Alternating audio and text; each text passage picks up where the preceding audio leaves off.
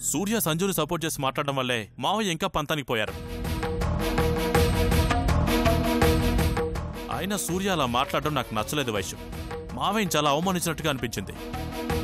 అందుకే నేను మావయ్యని సపోర్ట్ చేసి మాట్లాడాను.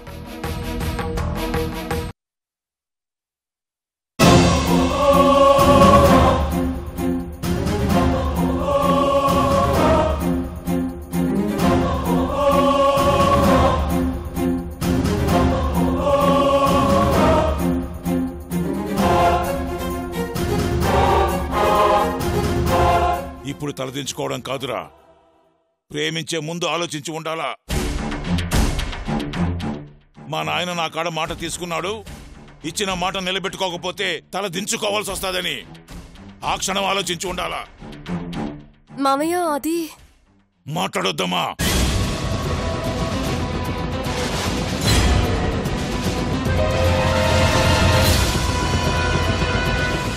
మాట్లాడొద్దు. మీరు బాగా చదువుకున్నోళ్ళు, పైగా మనుషులు చదువుకున్నారు, అర్థం చేసుకుంటారులే అనుకున్నా, కానీ ఇట్టా చేస్తారనుకోలేదు.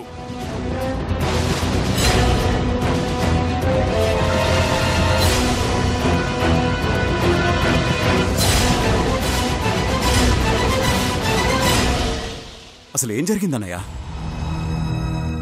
నీకు తెలవదా? తెలవకుండానే ఇంత చేసినారా వీళ్ళు?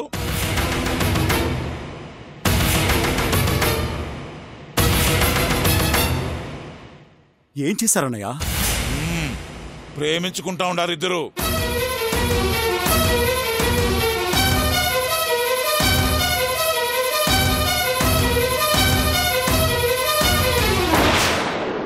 అంత అరిచి చెప్పేంత తప్పు కాదు మావయ్య అది. నువ్వు మాట్లాడమాక. నాకెందుకో నీ ప్రోత్సాహం వల్లే వాళ్ళు ఇంత ధైర్యం చేసినట్టు అనిపిస్తా ఉండదు. ప్లీజ్ అన్నయ్య, ఆవేశపడకు. నేను వాళ్ళతో మాట్లాడతాను. ఎవరితో మాట్లాడాల్సిన పని లేదు. ఇందులో తుది నిర్ణయం నాదే.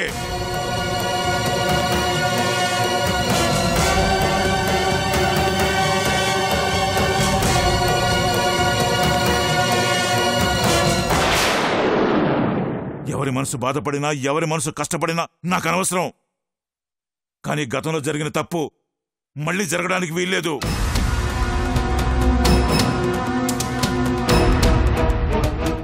అమ్మ ప్రేమని కాదని తప్పు చేసింది మీరు.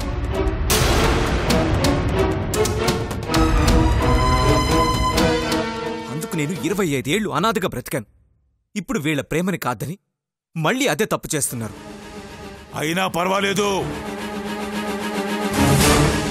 నా కుటుంబ క్షేమం నాకు ముఖ్యం.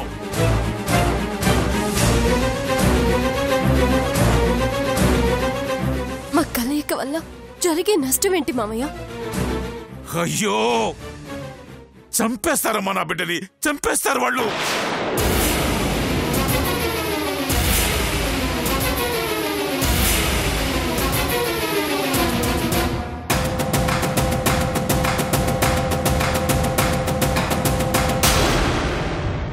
వెళ్ళి మీ నాన్నతో మీ అత్తతో చెప్పు వీడిని ప్రేమిస్తున్నానని.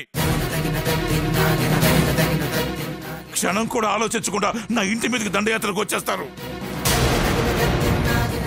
చూడలేకపోతున్నాను మావయ్య, పెద్దిరెడ్డిలో భయం చూడలేకపోతున్నాను. నాది భయం కాదురా, బాధ్యత. నా వాళ్ళకి ఏం కాకూడదని నేను తీసుకున్న బాధ్యతరా ఇది. వాళ్ళ నమ్మకానికి నేనిచ్చే భరోసారా ఇది. అన్నయ్య, నేను చెప్పేది ఒక్కసారి విను. వినను, ఎవరిని చెప్పినా వినను.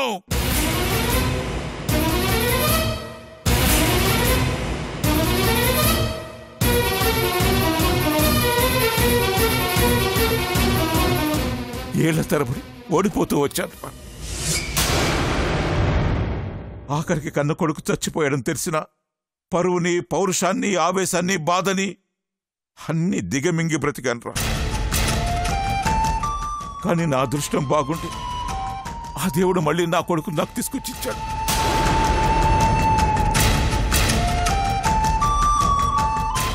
ఇప్పుడు మళ్ళీ వాడిని నేను చెప్పుకోలేనురా. తెలిసి అగ్నిగుండంలోకి వాడిని నెట్టలేనురా.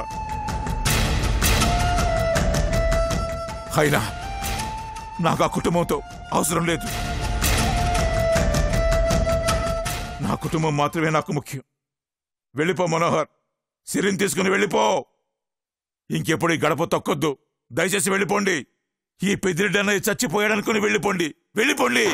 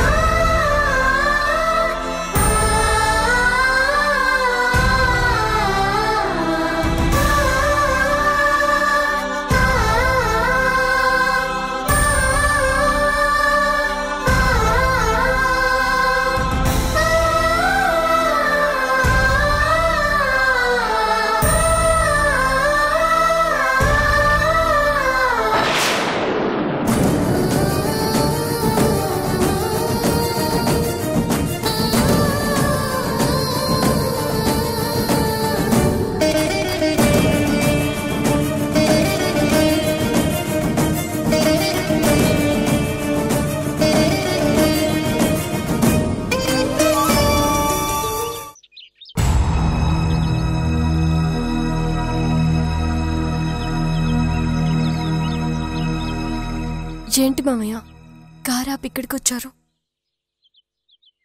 ఏంటమ్మా ఇలా చేశావు? నీ నుండి నేను ఇది ఎక్స్పెక్ట్ చేయలేదు సిరి. నా నుంచి నేనే ఎక్స్పెక్ట్ చేయలేదు మామయ్య. ఉమాదేవికి మాటిచ్చిన తర్వాత కూడా నువ్విలా ఎలా చేయగలిగావమ్మా? మాటిచ్చినప్పుడు నా మనసులో ఎలాంటి ఫీలింగ్ లేదు మామయ్య. తర్వాత నాకు తెలియకుండానే సంచు అంటే ప్రేమ కలిగింది.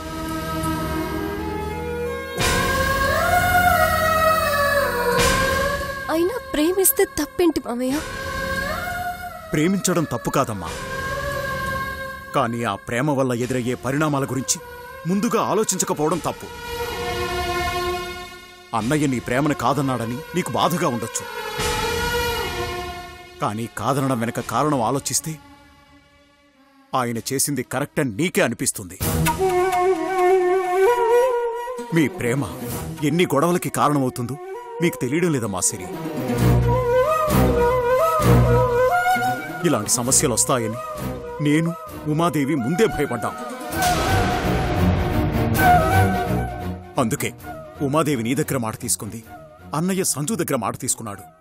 కాని మీరు వాళ్ళ మాట లెక్క చేయకుండా తొందరపడ్డారు.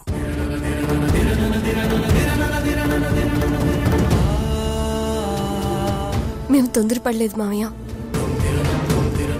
బాగా ఆలోచించాకే మా ప్రేమని ఒకరికొకరు తెలియజేసుకున్నాం.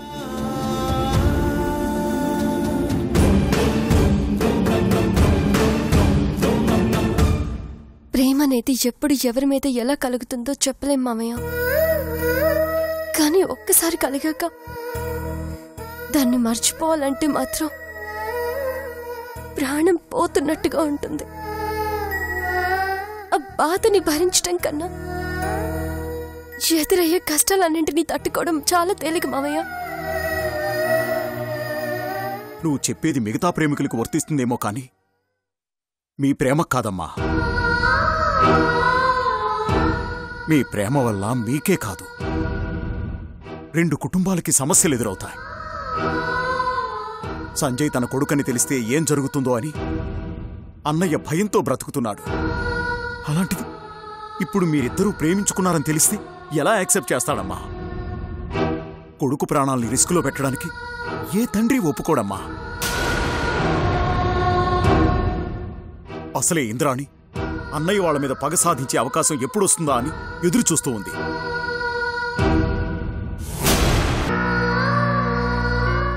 అలాగని ఎంతకాలం భయపడుతూ బ్రతకాలి మావయ్య? ఎప్పుడో ఏదో జరుగుతుందని ప్రతి క్షణం మా సంతోషాన్ని కాదనుకొని ఎందుకు బ్రతకాలి? బ్రతికి ఏంటి ప్రయోజనం మావయ్య?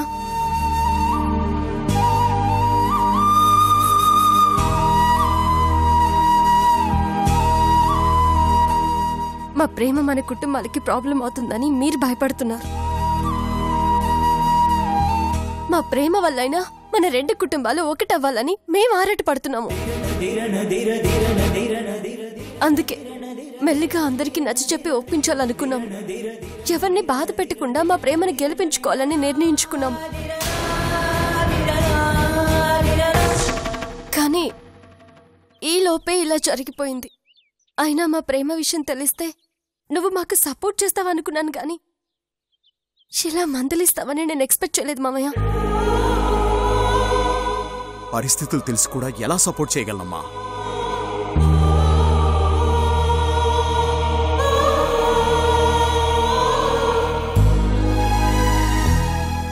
ఎవరు సపోర్ట్ చేసినా చేయకపోయినా మా ప్రేమని మేము గెలిపించుకొని తీరుతాం మామయ్య.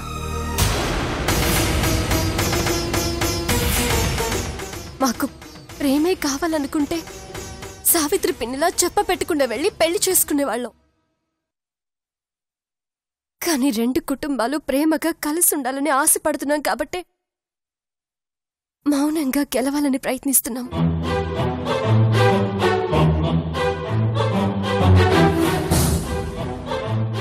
మా ప్రేమని మీరు అర్థం చేసుకుంటే సంతోషం. లేకపోతే సావిత్రి పిన్ని చేసిన పనే మేము చేయాల్సి ఉంటుంది.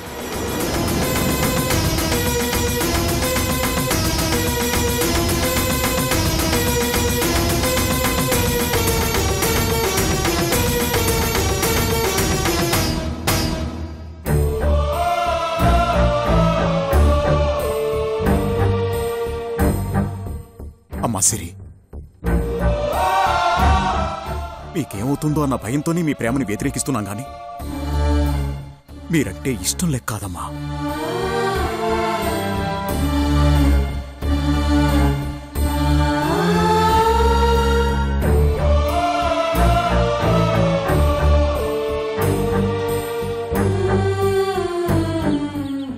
ఏమో భగవంతుడి 2 కుటుంబాల్ని కలపడానికి మీ మధ్య ప్రేమ పుట్టించాడేమో. అలా జరిగితే మొదటిగా సంతోషించేది నేనే. కాబట్టి ఇప్పటినుంచి మీ ప్రేమకి నేను సపోర్ట్ చేస్తాను. థాంక్స్ మామయ్య. కానీ మీరు మాత్రం తొందరపడి సావిత్రి చేసిన పని చేయొద్దమ్మా.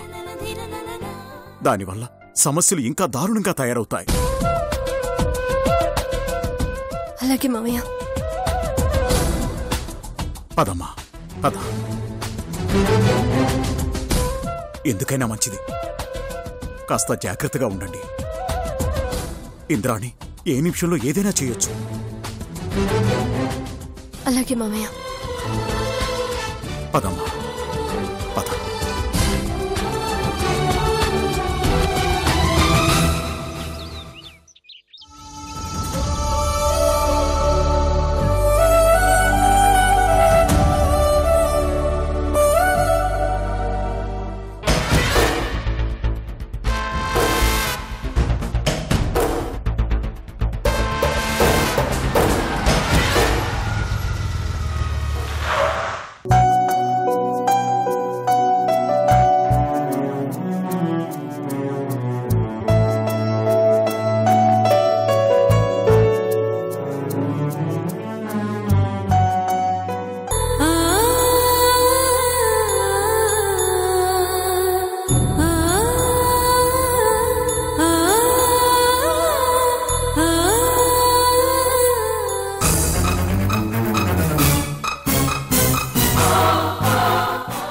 రావట్లేదేంట్రా సిన్న?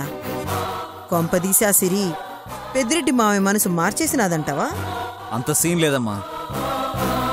ఆ పెద్దిరెడ్డి చీవాట్లు పెట్టి పంపించుంటాడు. అందుకే బాధగా భయంగా వస్తూ ఉంటారు చూడు.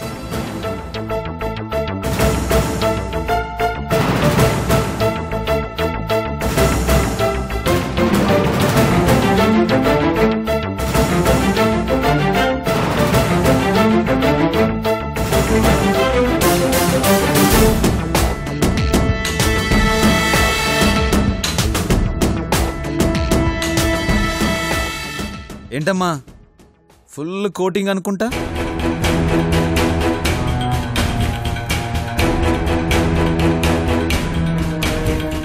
ఏంటి షాక్ అయ్యావా? ఇప్పుడు చూపించు నీ పొగరు. ఇప్పుడు మాట్లాడ సంజయ్ గారితో ఫోన్లో. ఇదంతా నీ పనా?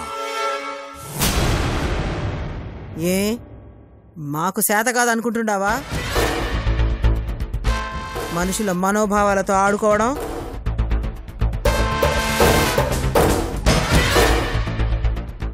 ప్రతిసారి మీదే పైచేయి అవుతాది అనుకోవడం తప్పని ఇప్పటికైనా తెలిసే ఉంటాది. ఏం సిరి నువ్వేం మాట్లాడడం లేదేంటి? ఎట్టా మాట్లాడతారా? అయినా మాట్లాడడానికి ఏముండదని వాళ్ళ మావ ఇచ్చిన బహుమతికి నోరు పడిపోయినట్టుండది.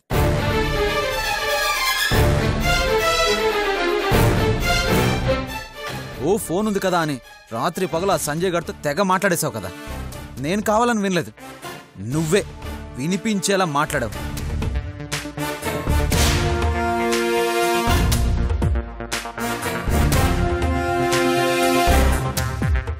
నీ లవ్కున్న బేసిక్ ప్రాబ్లం ఏంటో నాకు అర్థమైపోయింది. మరి ఆ ప్రాబ్లం నేను సాల్వ్ చేయాలి కదా, అది నా బాధ్యత కదా.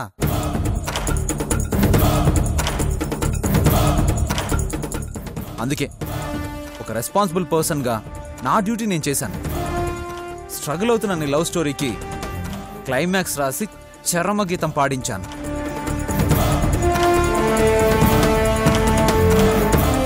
ఇదెలా ఉంది? ఆ సంజయ్ గారిని లవ్ చేస్తూనే ఉంటాను, ఏం చేసుకుంటావో చేసుకో అన్నావుగా, ఇప్పుడేమంటావు? థ్యాంక్స్.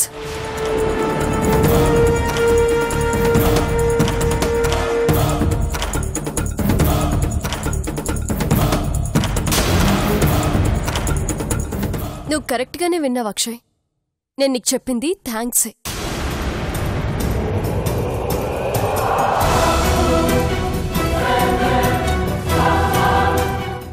ఏంద్రసేన పరిస్థితి మనకి తిరగబడలేదుగా. మీరు అనుకున్నదే జరిగిందత్తా, కానీ అది నా మంచికే జరిగింది. ఇన్నాళ్ళు పెద్దిరెడ్డి మావయ్యతో ఈ విషయం ఎలా చెప్పాలా అని చాలా ట్రై చేశాను,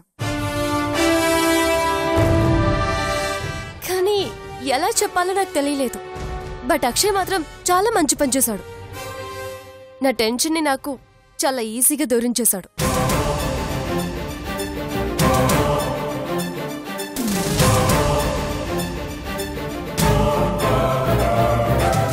ఇప్పుడు నాకు టార్గెట్ ఏర్పడింది. అదేంటో తెలుసా? మా నాన్న ఎలాగూ నా వైపు ఆల్మోస్ట్ టర్న్ అయిపోయాడు.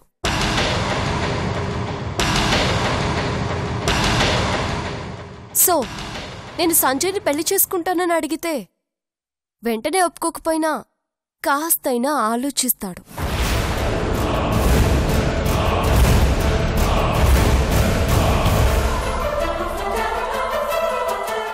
ఇంకటువైపు పెద్దిరెడ్డి మావయ్య విషయానికి వస్తే ఆయన భయం అంతా మా నాన్న ఎదురు తిరిగి గొడవ చేస్తాడని.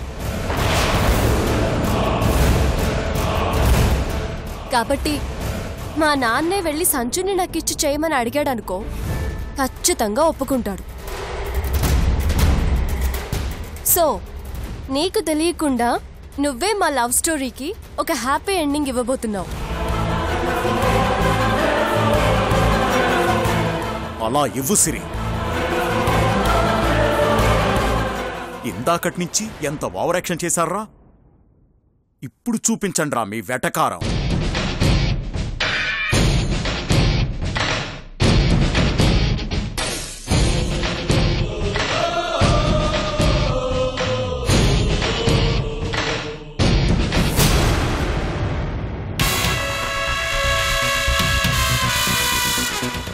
ఇద్దరిలో ఏదో తెలియని తెగింపు ధైర్యం కనపడతా ఉండాయిరా. మనం ఇంత చేసినా ఆ సిరి ఎందుకు భయపడ్డం లేదో నాకు అర్థం కావట్లేదురా సిన్న.